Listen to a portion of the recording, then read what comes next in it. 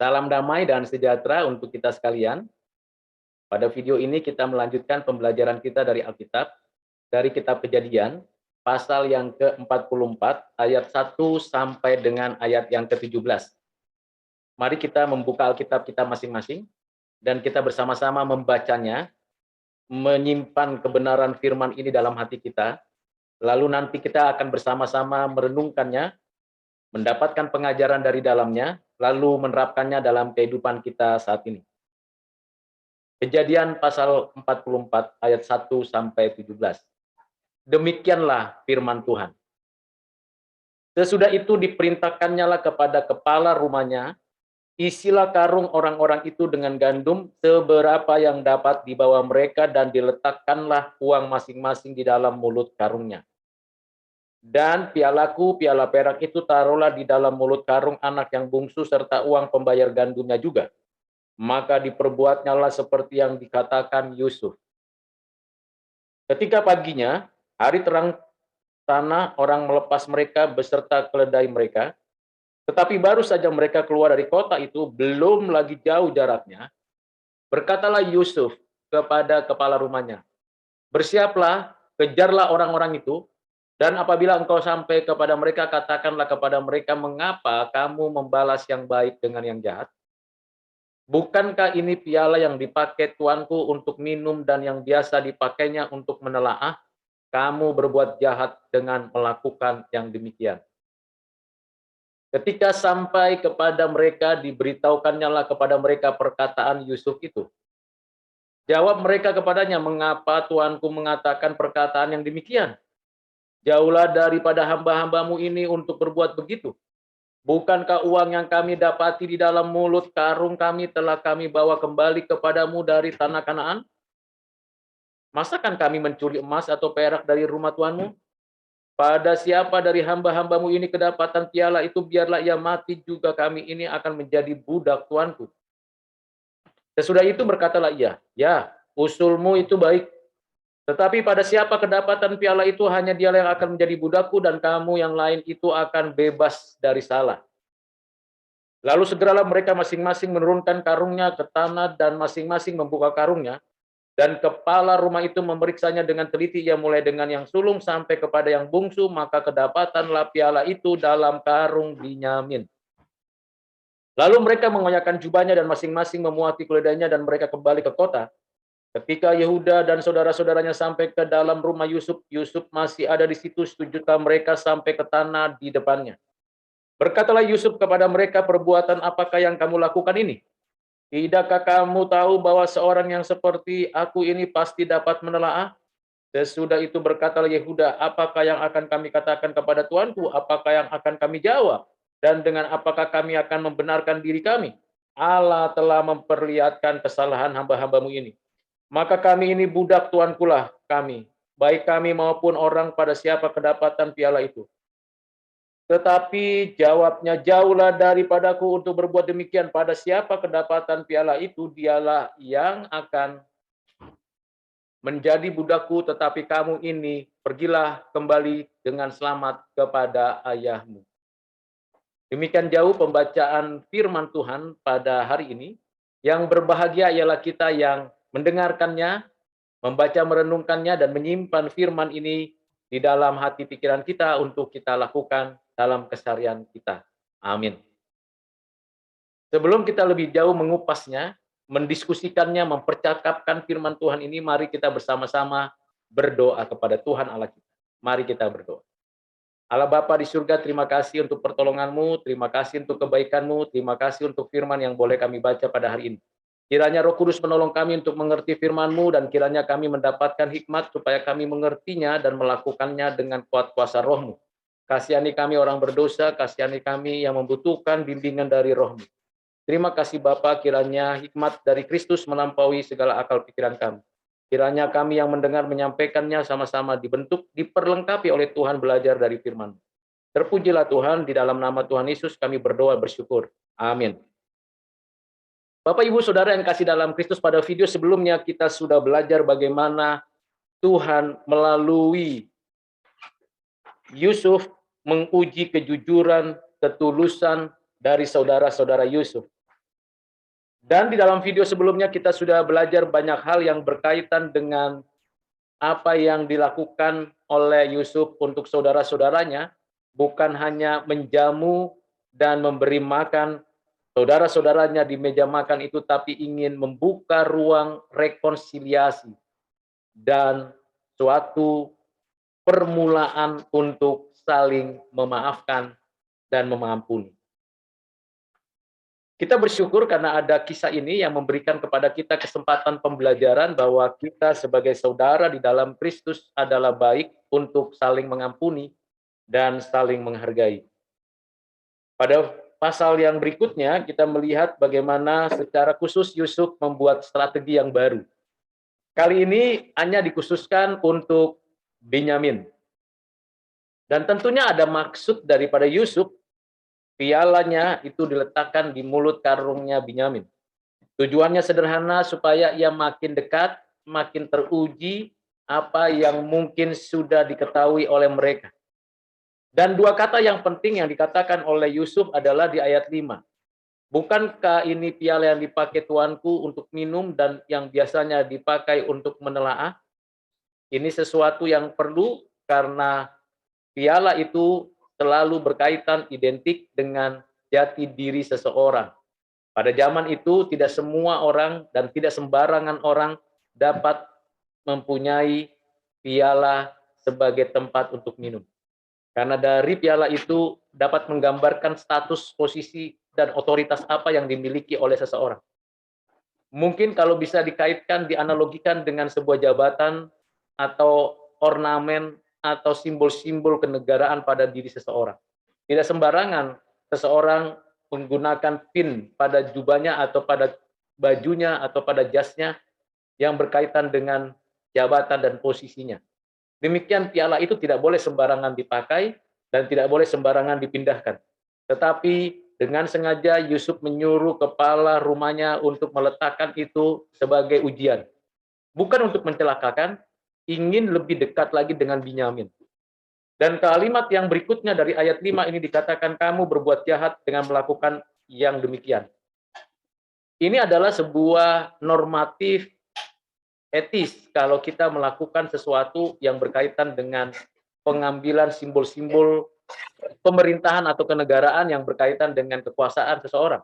Itu sesuatu yang tidak benar. Misalnya kita memakai nama orang yang memiliki kekuasaan atau memakai simbol-simbol kekuasaan pemerintahan untuk kepentingan kita. Itu adalah perbuatan yang jahat. Yang berikutnya dikatakan di ayat 15.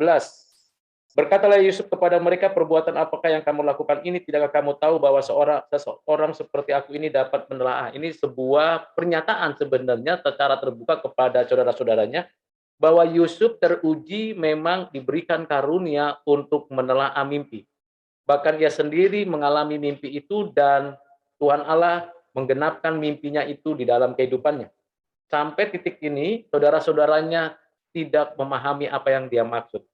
Dan dia sadar betul bahwa dengan karunia mimpi yang diberikan Tuhan, karunia menafsirkan atau menelaah mimpi itu, tepat waktunya pada konteks berikutnya di mana orang-orang Mesir dan orang-orang di luar Mesir mengalami kondisi kelaparan.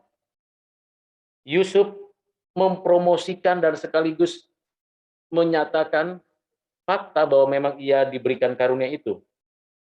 Tetapi tidak ada kaitannya sebenarnya dengan piala yang ada di mulut karung dari Benyamin, karena itu sebenarnya bukan tafsir terhadap mimpi atau tafsir terhadap realita. Itu adalah strategi Yusuf. Jadi Yusuf di sini memberikan pernyataan yang sebenarnya beyond atau melampaui apa yang menjadi peristiwa. Kalau peristiwanya jelas, peristiwanya adalah peristiwa piala ada di mulut karung Benyamin. Tetapi penyataan itu bukan berkaitan dengan peristiwa itu, melampaui itu, yaitu berkaitan dengan visi yang Tuhan berikan kepadanya, dengan karunia menafsir mimpi yang dikaruniakan Tuhan kepadanya, dan bagaimana penggenapan itu dalam hidupnya, dan itu menjadi hal yang penting di dalam keseluruhan tatanan kehidupan pada masa itu. Tentu tidak semua orang mengerti kalimat ayat 15 seolah-olah ini menjadi suatu ketidaksinambungan. Tetapi ketika kita baca di ayat 16, di mana Yehuda berkata Allah telah memperlihatkan kesalahan kesalahan ini kepada hambamu ini, di sini ada suatu kesadaran dari Yehuda bahwa peristiwa itu hanya sebagai entry point dari pembuktian-pembuktian yang sebelumnya bahwa memang mereka bersalah kepada orang tua mereka, mereka bersalah kepada Yusuf yang dijual oleh mereka, mereka bersalah karena tidak memahami dan meyakini apa yang divisikan Tuhan kepada Yusuf. Jadi di sini ada suatu kesadaran yang utuh mengenai kesalahan, tetapi kesalahan itu bukan berkaitan dengan piala itu mengapa ada di mulut dari karungnya Binyamin. Kesalahan itu ada di dalam peristiwa masa lalu. Memori kesalahan itu tetap masih ada di antara saudara-saudaranya, tetap melekat pada diri Yehuda terutama sebagai juru bicara menyatakan kesalahan. Ini bukan hanya sekedar pengakuan kesalahan dan penyesalan atas perbuatan mereka, tetapi ini menunjukkan bahwa peristiwa yang sedang dialami Binyamin dan yang tentu berdampak pada diri saudara-saudaranya dan ayahnya yang menanti-nanti, ini berkaitan dengan apa yang engkau tabur, engkau tuai. Apa pembelajaran yang perlu dan penting di sini? Pertama, kepala rumah dari Yusuf itu mengetahui strategi daripada tuannya. Orang yang patuh, yang menghargai, tetapi juga yang tidak berlebih-lebihan. Ketika saudara-saudara Yusuf mengatakan, sudah kami tanggung, kalau ada persoalan biarlah kami dihukum, kami semua jadi budak. Tadi tidak begitu menurut kepala rumah dari rumah Yusuf ini. Seseorang diberikan tanggung jawab, tidak melebih-lebihkan tanggung jawab itu, dan tanggung jawab itu bukan dipakai untuk memeras atau melakukan tindakan kejahatan. Ini yang perlu kita pelajari dari kepala rumah Yusuf. Dan kepala rumah Yusuf melakukan apa yang Yusuf lakukan dengan penyataan-penyataan. Yang kedua, Yusuf membuat satu strategi pengujian yang sangat tidak mudah dimengerti. Namanya uji pengujian terbalik, uji historis, uji memori, uji mengingat kembali apa sebenarnya peristiwa itu. Yang ketiga, Yehuda, seorang yang dengan lantang berani berkata bahwa mereka yang bersalah dan ini adalah dampak dari kesalahan mereka di masa lalu, bukan karena piala itu diketahui dan ditemukan di mulut karung dari Binyamin, tetapi karena memang mereka bersalah. Pelajaran yang keempat yang kita lihat dari keseluruhan ini adalah peristiwa yang terjadi di dalam kehidupan Yusuf, saudara-saudaranya, merupakan entry point dari sebuah peristiwa berikutnya untuk berjumpa dengan ayahnya Yusuf ini sendiri. Kalau kita mau tarik relevansinya di dalam kehidupan kita, Bapak Ibu Saudara, kita percaya bahwa segala sesuatu peristiwa yang terjadi dalam hidup kita tidak ada yang kebetulan. Tidak ada peristiwa yang kebetulan. Semua peristiwa itu sudah ada di dalam presence-nya Tuhan. Tuhan Maha Hadir, Tuhan tahu semuanya. Prinsip dasar yang paling penting di dalam kekristenan adalah tidak ada yang kebetulan.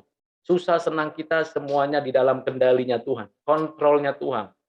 Yang kedua, kalau kita melihat kenyataan bahwa memang perlu adanya rekonsiliasi yang baik, maka rekonsiliasi yang baik antar saudara, antar teman, antar saudara, atau apapun perlu dilakukan sampai tuntas. Jangan setengah-setengah dan dibiarkan yang lainnya berlalu begitu saja. Tidak demikian, Yusuf ingin tuntaskan semuanya dengan baik. Tentunya ini tidak mudah karena perlu pengujian, perlu adanya suatu peristiwa yang dibangun. Jadi ini adalah peristiwa desain. Jadi ini adalah suatu peristiwa yang didesain oleh Yusuf yang tidak diketahui oleh saudara-saudaranya. Terkadang kita melewati dan menjalani kehidupan ini, ada orang yang mendesain itu untuk kita makin kenal Tuhan, makin kita sadar diri kita sendiri. Jadi jangan cepat-cepat mengambil suatu keputusan atau suatu sikap terhadap apa yang Tuhan desain untuk kita. Kita belum bisa memberikan konklusi dari sebuah peristiwa kalau itu berhenti pada peristiwa itu saja. Mari kita melihat flashback atau melihat ke belakang historisitas kita, apa yang kita sudah tabur di masa lalu, dan kemudian apa sebenarnya yang Tuhan ingin lakukan bagi kita di masa yang akan datang. Ini penting dalam pembelajaran kita. Apa yang kita alami saat ini, jangan segera mengambil konklusi, sehingga kita putus asa, frustasi, lalu mengambil satu tindakan seperti saudara-saudara Yusuf. Sudahlah, kami jadi budak saja. Sudahlah, kami pasrah mau dilakukan apa saja, memang ini kesalahan kami. Tidak demikian. Kesalahan memang ada, tindakan memang harus dilakukan, tetapi tidak berhenti pada peristiwa kesalahan itu. Yang perlu dilakukan adalah apa yang akan kita hadapi di depan. Jadi dalam hal ini, Bapak Ibu Saudara ketika mengalami pergumulan, kesulitan apapun itu namanya, kita tidak boleh langsung segera membuat konklusi, lalu kita putus asa dan pasrah tanpa usaha dan upaya untuk memperbaikinya. Ini pembelajaran yang penting dan Yusuf memberi contoh bahwa ini bukan suatu peristiwa terakhir dan berakhir di sini, tidak. Ada langkah-langkah selanjutnya yang harus dilakukan. Karena itu Bapak Ibu Saudara, ikuti terus video ini untuk kita mendapatkan konklusi yang terbaik dari peristiwa-peristiwa yang sedang dihadapi Yusuf dan saudara-saudaranya, baik di Kanaan maupun di Mesir. Kiranya Tuhan menolong kita untuk mengambil hikmahnya dan mendapatkan manfaatnya dari peristiwa, dari kisah Kejadian pasal 44 ayat 1 sampai dengan 17. Tuhan Yesus memberkati kita. Mari kita berdoa. Bapak, terima kasih untuk pengajaran hari ini. Terima kasih untuk firman yang kami baca dan dengarkan.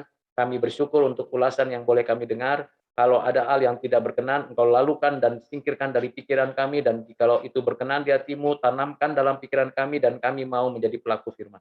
Terima kasih Bapak untuk berkat-Mu. Terima kasih untuk pertolongan-Mu. Kiranya seberapa banyak orang mau mendengarkan renungan ini, biarlah menjadi berkat bagi siapa saja dan mendapatkan penyertaan dan pertolongan-Mu. Di dalam nama-Mu Tuhan Yesus kami berdoa dan mengucap syukur. Amin.